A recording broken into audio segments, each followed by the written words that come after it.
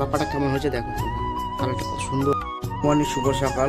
দেখো আজ আমি করব সর্ষে ইলিশ ভাপা। তা চলো সর্ষে ইলিশ ভাপা করতে কি লাগে আমি তোমাদেরকে দেখাই। আর বেশি কথা না বলে চলো যাই রান্নার ধারে চলে যাই। নিয়েছি 6টা কাঁচা লঙ্কা আর এদিকে সর্ষে।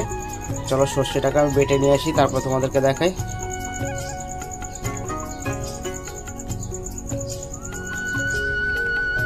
দেখো বন্ধুরা, এবার ইলিশ মাছে আমি হলুদ দিয়ে দেবো,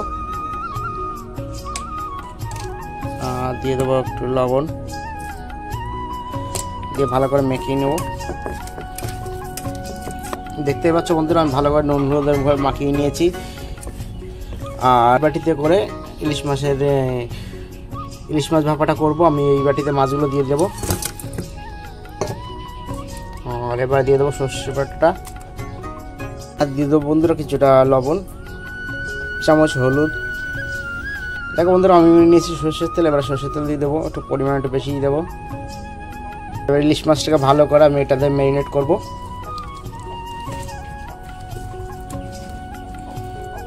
দেখেই বুঝতেই পারছো,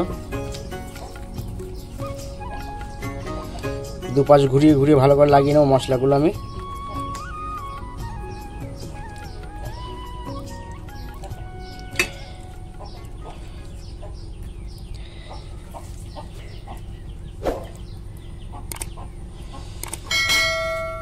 দেখো কত সুন্দর হয়েছে আমার এটা মাখানো। আর এই দেখো বন্ধুরা, যে সর্ষে বাটা ছিল সেই বাটিটা দিয়ে আমি পরিমাণ জলটা দিয়ে দিলাম। আর এবার দিয়ে দেবো 4-5টা লঙ্কা। আর দেখো বন্ধুরা, কালারের জন্য হালকা করে দিয়ে দেবো একটু গুঁড়ো লঙ্কা। ভালো করে নেড়ে আমি এবারে ঢাকা দিয়ে দেবো। এবার দিয়ে দেবো কড়াইতে আমি জল। এখন তো আমার কড়াইতে জল দেওয়া গেছে, আমি এবার বাটিটাকে 5টা করে বসিয়ে দেবো ভিতরে।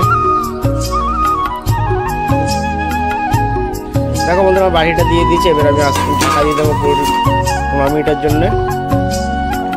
দেখো বন্ধুরা, এই যে আমার 15 মিনিট হয়ে গেছে। আমি 15 মিনিট পরে এখন দেখে নেবো।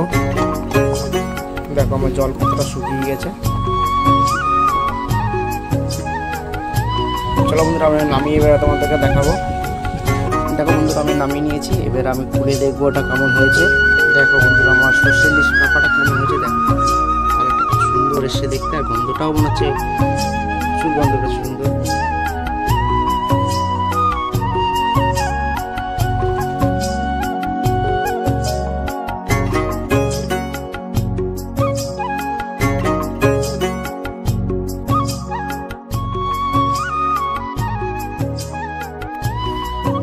বন্ধুরা, আমার এই সর্ষে ইলিশ রেসিপিটা তোমাদের যদি ভালো লেগে থাকে তাহলে লাইক, কমেন্ট, শেয়ার, সাবস্ক্রাইব করে আমার পাশে থাকবেন। আর পাশে বেল আইকনটি অন করে দেবেন।